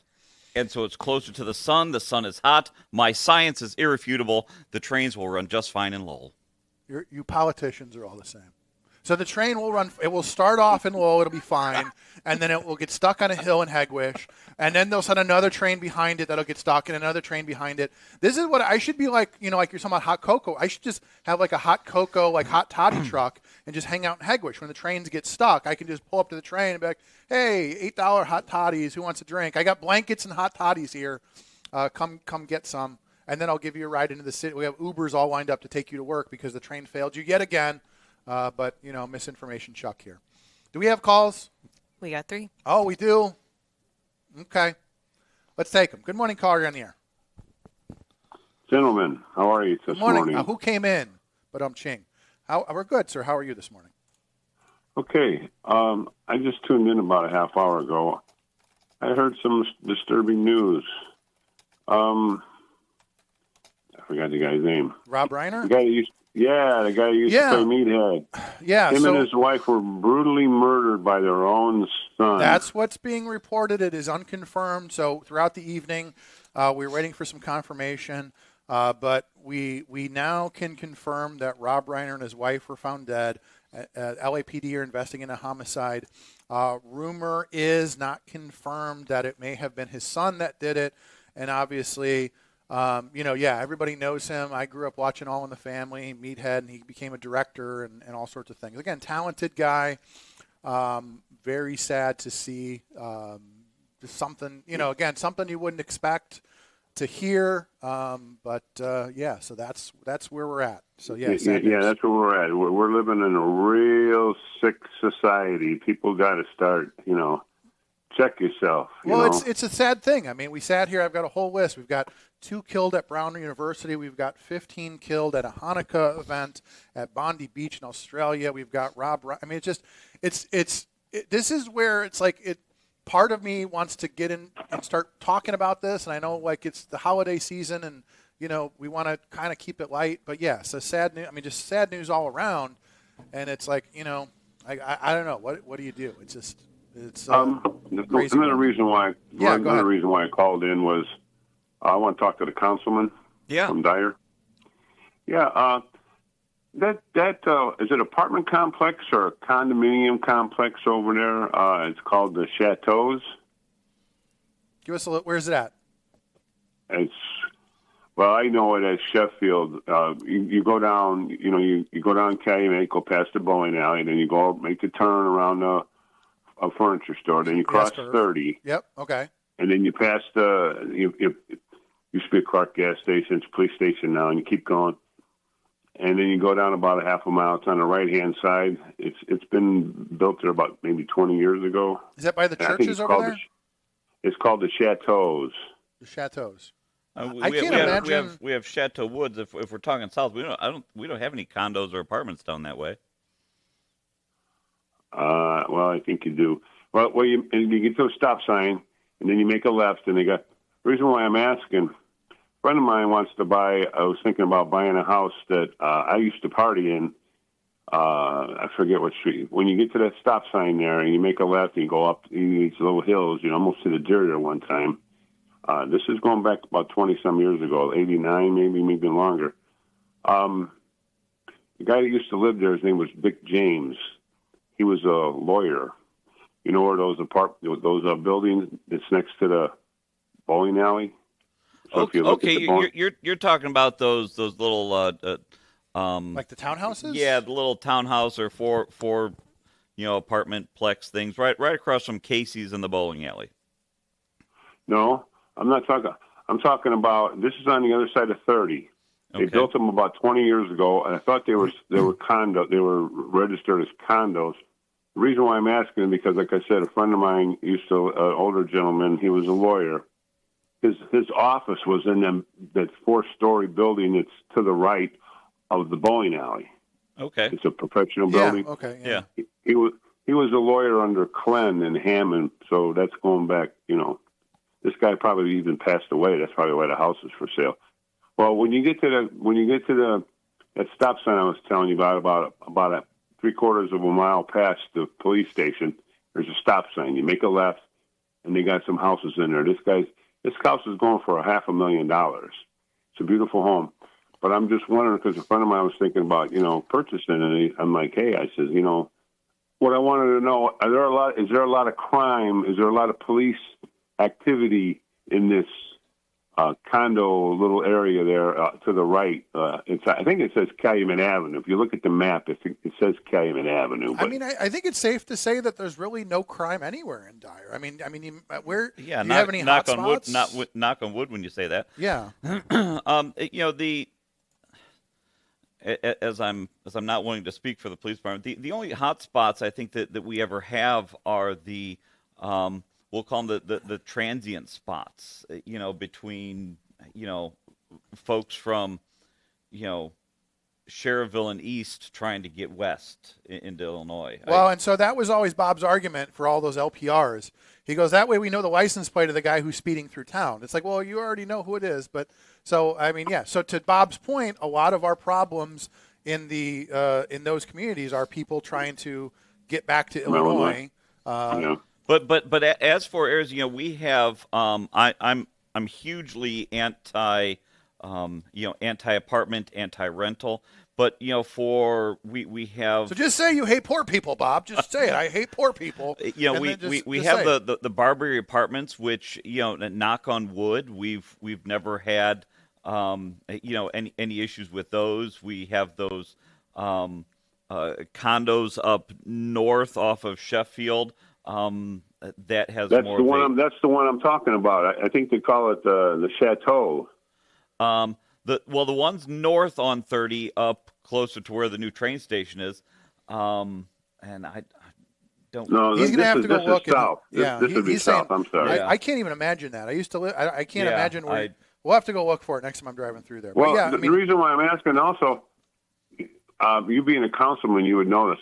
There's a lot of houses. I mean, a ton of houses for sale in Dyer, and I want to know why. Is it because is this thing this train is it written in stone? It's going to happen no matter how much you complain. The train I think is honestly part of a 20-year plan. I mean, what's weird about it is I can't imagine, again, misinformation Chuck here, I can't imagine they start the next phase without paying off the first phase, which means you're 20 or 30 years. I mean, I'm just saying, like, theoretically, because I'm just hoping that, we don't double our, short of, well, here's the problem. Where's the local money going to come from? They'd have to double the local option income tax and double their casino revenue to pay for the next phase. You know what I mean? Like, that's 15 or 20 or whatever $1 million. I think it's even more than that. So we'd have to come up with tens of millions of dollars every year to pay for the next phase. So I can't imagine. And again, I politicians have disappointed me my entire life. I can't imagine that we're going to find tens of millions of dollars to start paying locally for this next phase anytime soon. So my hope, my thoughts and prayers here is that the next phase doesn't start for 30 years, but I could be completely wrong. But as far as you're asking about the homes, there is something brewing, and it has nothing to do with Dyer or Lake County. We are sort of having this glut of housing because you have, here's what's interesting. And again, I could be completely wrong and feel free to call me out on it. You have a lot of older folks that have, like you said, these houses. You bought the house for $100,000 and now it's worth $500,000 on paper, but who's going to come in behind you to pay for it? The kids that are not, like how many young people have the money to put down a huge down payment? How many young people can afford to buy a $500,000 house? So that becomes and that's what issue. So I just hopped on a Realtor.com just because I easy with the investor check. And yeah, there's it says here 55 homes for sale. I think we have 6,200 homes in Dyer. So that seems about average. I mean, it doesn't seem particularly high. That's not bad. Well, I'm wondering like where it is because like where my friend Dick James' house is like 2 blocks off of I call it Sheffield, Calumet. It's like 2 blocks and then you make a left. It's a ranch. It's you want almost $500,000 for it. So I'm thinking, is that where that train's going to go? Along. Train's already done and built. That's up on the north side. The only part of Dyer, I think giving it the Dyer Munster name was a token to make Dyer feel better. But really, we just have a parking lot. It's already done. In fact, they are running.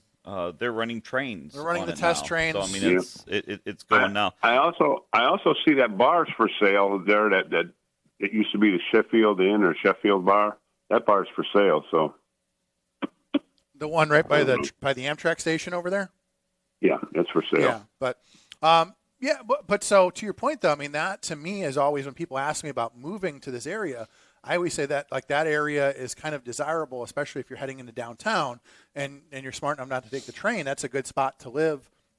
So you can just take the back way, hop on 394, and get into the city. Yeah, it's and really Dyer, Cherville, St. John, Munster, all three, 4 of those are really good communities for folks who, as much as I roll my eyes with, want to be near some of the amenities that Chicago has to offer, whether it's a job or just the. I always say it's the closest you can live to Chicago without having to live in Chicago. Yes. So that's what we're. Yeah. So we have seen a huge spike in the assessed values of homes. Where I live, I mean, I think the property value went up in the last 10 years $100,000 for not doing anything, just because that's where all their homes are going. That's the genius of it, Bob. Just say that again. Our houses appreciated $100,000 because I didn't do anything. Like I just everything's fine. It's location. I mean, again, because the people next door, like Brandon Johnson, who we were talking about earlier, they are doing something, and you guys did not that you did nothing. You did enough. You did what you exactly had to. what elected people should do. And that was stay out of the way and let the private sector do its thing. And things are fantastic. Like that should literally be your slogan. I'm just going to stay out of the way. I tell people that if I run for office, that's going to be my slogan. Like I'm not going to give you anything. I'm just going to stay out of your way. So, thank you for the call. If you do run for Congress. I mean, make a difference. I mean, do the whole. Take care of the whole region, not just St. John or Cherville or Dyer. You're going to run, do it big time. I appreciate that. I appreciate the call. Thank you. I couldn't imagine. This is what I told Randy when he was in the one time. I said, I could not imagine being a congressman. I would just, can you imagine? Like, you just see me ranting from the top of the. I just like, what are you guys doing? Like, what are we doing? This is insanity. I can't imagine. I would have a stroke after like 3 days. I've never been to Washington. I can't imagine I have no desire to go to Washington. I don't acknowledge Washington, D.C. and I have no desire to go there. I could not imagine lasting more than 3 days in Washington. It would be absolute hell for me. So let's take another caller. Good morning, caller on the air. Well, good morning. Good morning, sir. How are you? I'm doing fine. You were summoned earlier. Indy, I know he called me a racist. Sometimes you have to look. He needs to look in the mirror. I don't know how you determine who's racist. Maybe a person who just vote for their own color, and I vote for all colors. I voted for white people before I could vote for anybody. So yes, and I voted for Obama. Okay, so I thought it should be one. So this is what I guess is what make radio, because people like to hear that kind of junk. They definitely junk. I want to think. Let's start with the redistricting. I want to deal with issues, not persons. And these people, some of them, they're sick-minded, and that's the way they are. That's why America's in the shape it's in right now. And because right now we got a president is about to get in war because he doesn't know how to sit down and talk to people. But anyway, let me go there. I heard, I think it was, I believe it was Trucker Mike was just saying that Biden, Mervan ought to go push Biden in a wheelchair. Biden is sick, man. He's sick. I agree. Yes, he's was he diagnosed with? He's not president anymore. Yeah, no, I agree. And I'm just saying we have that. I'm surprised that he would say that, But sometimes people, and I normally don't call Mike out, but I thought that was dead wrong. He was sick, and if Mike was sick, I would be right there for him. I wouldn't be talking about it. We all were, and it made the news and everything like that. So, okay, but here's the question. Go ahead. You have a thought? I want to ask you a question. No, go ahead. I'll ask you a question next. So I'm just simply saying that right now, I applaud those people because they didn't listen to what Donald Trump was saying. They would listen to what people at home were saying. Yeah, we care about health care. We care about this. A lot of times people single issue. I hear them talk about you'll be open borders again. Well, that you're a single. There are too many things in America that's important to me. Health care and all those things that is very important. And right now it's at stake. Everything is going up. They didn't like Obamacare, but they didn't do anything to fix it. So I mean, give me a break. Okay, so this becomes my question for you then. Okay, so assuming we're going to assume at this point that Democrats will probably win quite a few seats in the midterms. That's just historical. They will. They would take control. So here's the question that I have for you. So, we spend a lot of time going the other guy this, the other guy that.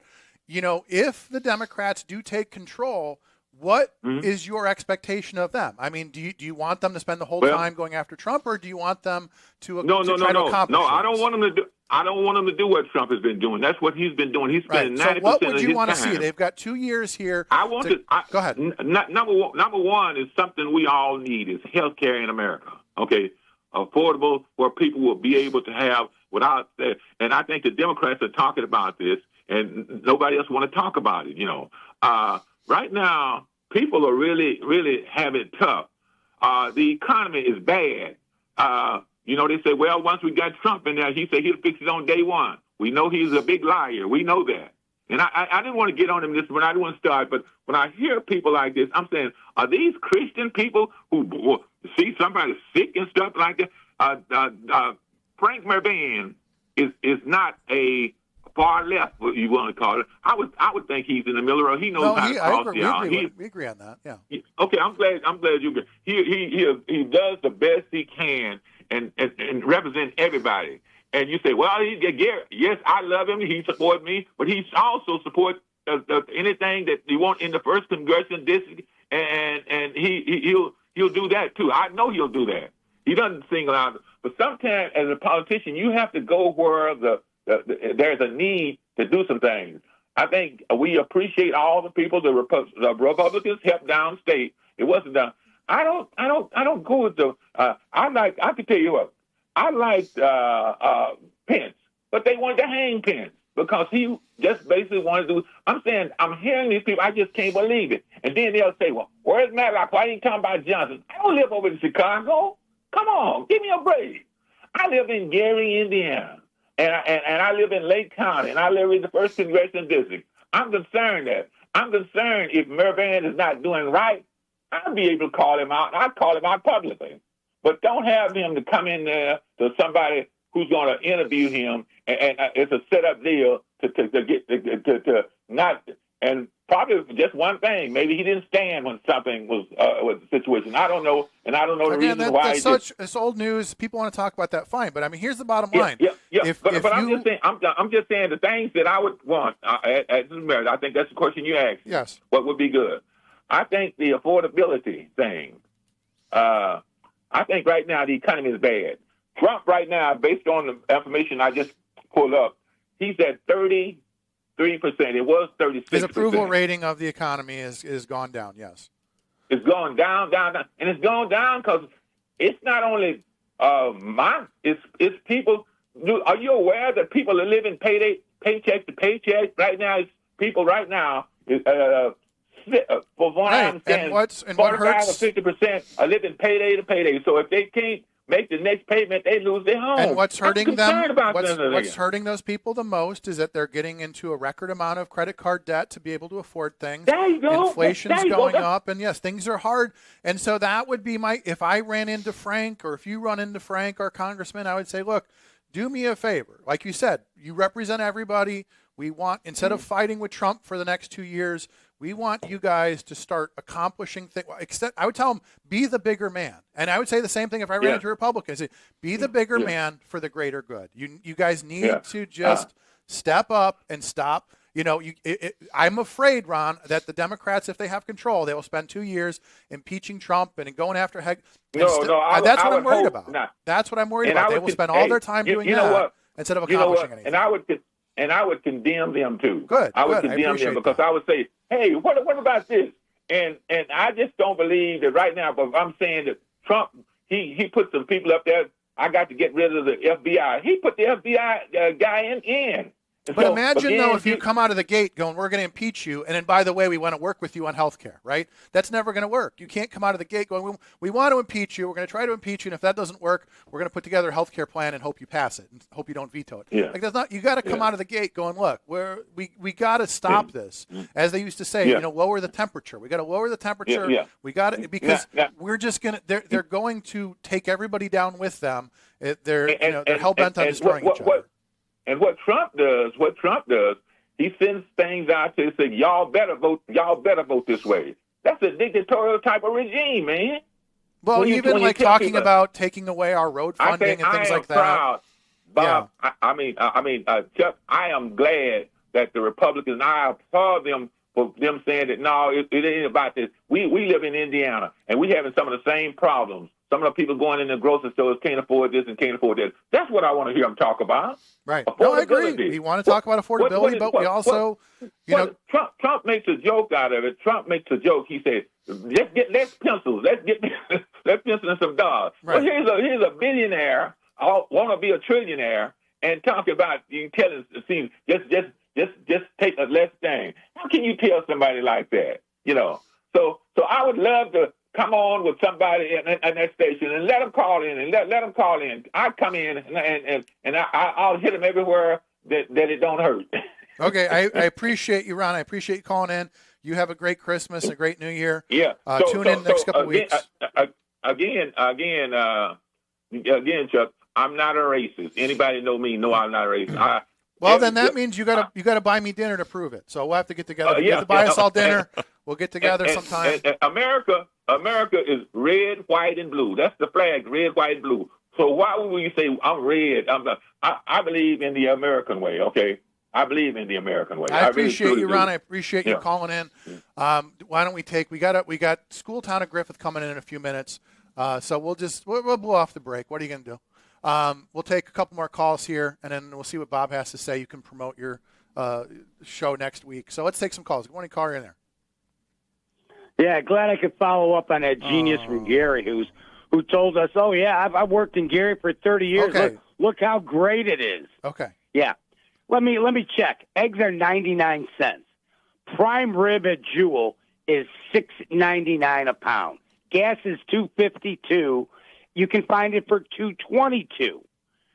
And bread, 99 cents a loaf. And what was my other favorite thing I liked? Well, here's the thing, a gallon of milk we agree, for $1.99. We agree that prices are down, but also we know going back to when inflation was 8 and 10% or whatever it was, we know that people have gotten themselves into a lot of credit card debt. We've got record credit card debt. Yeah, because they're morons. They're ordering Uber Eats. They're walking around not working. And last time I checked, Ron and his crew of morons voted for Obamacare. You wanted Obamacare, you voted for it, you got it, and it was a fraud, and we told you that. Now eat it, Ron. If you got to go out and sell 1 million watermelons a day to pay for your health care, go do it, because you asked for it, and now you got it. So can we quit bitching and eat it, Ron? So you wanted it, you got it. We just talked about how it looks. I mean, chances are the Democrats may take the House. And I told Ron, I said, my hope is that instead of spending 2 years trying to impeach Trump and everybody else, that they actually try to accomplish something. They won't accomplish anything. My hope is, again, I try to be optimistic once in a while, and I'll say the same thing to you. I hope that when that happens, that we extend the olive branches, we don't spend the whole time, fighting and whatever. Like, they actually try to accomplish something. That's my hope. Chuck, you hope that a guy wearing overalls that's got hay coming out of his head is going to win more than 3 votes. They come from you, your son, and your wife. That's it. You got to get on the wagon. Now, those Republicans in Indiana who didn't vote for the redistricting. But you voted for them. How did that work out? You voted for them. How did that work out for you? I would never vote for a Democrat as long as I live, because what they've done, see, at least the Republicans go, we're going to try, we're going to da-da-da. The Democrats come out and go, you shut up and sit down, and we'll tell you what to do. And that's how they run their show. That's how they got Obamacare through. They paid everybody off. I think you need to re-gear your bicycle so it only goes backwards, because you're always backpedaling. Like, I support Republicans, but then when they don't do the right thing, it's somebody else's fault. Like, no, like, this is the thing. Don't vote for the guy. The guy in overalls wanted to cut your taxes and get rid of, and he wanted to do it the right way. Instead, Republicans passed SB1 or whatever. And how did that work out for you? SB1 is going to be perfect. You need to cut expenses. If any government entity, your bicycle should go backwards, Mad Mac. If any government entity wants to say that they don't have the room to make cuts, they're lying. I agree with you, right? But they don't do it. They grow. The government doesn't know how to shrink. They don't know how to cut. They just know how to tax and spend. Hey, it doesn't matter what party it is. They both do it. There's some good Republican towns that are running things nice and smooth. Raise your hand, They Bob. run like conservatives. There you go. Yeah, skip that band shell, Bob. Total waste of time. You use that 10 times a year. You got to be out of your mind. But listen, back to Mad Mac Enterprises can sponsor that band shell if you want. They put a big banner over the top. I wouldn't sponsor a band shell for all this show sponsored by Mad Mac Enterprises. He'll come pick up all your the ammunition and Gary. But like I said, you people call in and complain about Obamacare. You begged for it. You said it was the greatest. Remember, I was the one that said this is the worst thing that ever happened to my family, and I'm still paying for that debacle. I'm still paying shared responsibility payments till I'm 100 years old. Right. I went from a health plan for a family of 6 from like $400 a month to $3,900 a month. And it's like an accomplishment. But again, you helped you ruined healthcare for 75% of the country to help statistically about 10%, and you call it a win. But again, that's government in general, though. They're all sitting on the couch. They're all sitting on the couch doing nothing. But that's government in general. Somalis, there's only 2 of them in on the scam. 8 of 10 of them up in Minnesota are doing it. Now they're finding out Columbus, Ohio. Hey, what a coincidence. Oh, a lot of Somalis. Oh, nobody gets fed, and yet they're driving Lincolns around the place. They're your people, Ron. You did this. You voted for it. I got to tell you, bro, I'm doing fine. Working, doing whatever I want, playing more pickleball than my knees can handle. And I'm not paying for Obamacare either. But you can eat that, Ron. Good luck. Okay, thank you for the call. Happy holidays to you, sir. Do we have more? We got to wrap up a little bit. We got one call. Good morning, caller in there.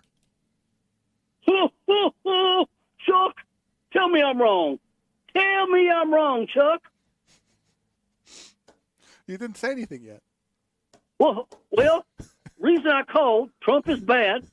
Trump is bad. He told me. Is this Mr. Mackey? Really, Trump telling me I'm wrong. Okay, that councilman there, Bob Stinky. He talking about he don't want apartments in Dyer. Right. Stinky, that's racist. That's all that is. I bet you don't like Obamacare either, do you? Nope. Okay. Tell me I'm wrong. Trump blowing up fishing boats. People trying to make a living, trying to pay for things.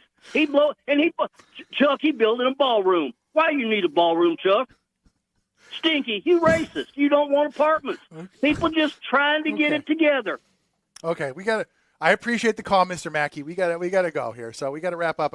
Happy holidays to you and everybody in South Park, Mr. Mackey. I think that was who that was, right? Is that a Mr. Mackey voice? It sounded like. Okay, thank you, Lynette. I appreciate you as always. I know. There's that moment every morning at like 4:30 or whatever. The alarm goes off when it's like, oh, it's Monday. Those guys again. I hope we made you smile. I hope Bob made you smile a little bit. I appreciate you. You're doing a great job. I hope you guys have a lot of fun over the next couple of weeks. I'll be tuning in on the couch in New Jersey. Thank you guys. I want to we'll take a quick moment. We got School Town of Griffith waiting. They're going to be here in a minute. I want to thank you guys for, again, it's great. I always get worried, Bob, because I go out in public and like I was at a store the other day and the guy's like behind me goes, "Are you Chuck Pullen?" I'm like, "Uh-oh." So this is how it ends. So this is how. No, but again, like I have yet to have somebody come up to me and say, "You're such an." They say it on Facebook, but not in public. People come up to me and say, "We appreciate the show. I enjoy." I hear from a lot of like business owners and stuff. They say, "Hey, I don't want to call in. I'm worried it might upset somebody or say the wrong thing, but I appreciate what you guys are doing." They always say how intelligent Bob is. They said it's great to finally have somebody intelligent on WJOB like Bob. And I said, well, thanks for that. Thank you for that. Are you Chuck? Do you have Bob's number? Yeah. When's Bob going to be on next? Yeah, that's literally like, when's Bob on? He's done such a great job. But no, I appreciate you guys all. I appreciate the support. We have a lot of fun here.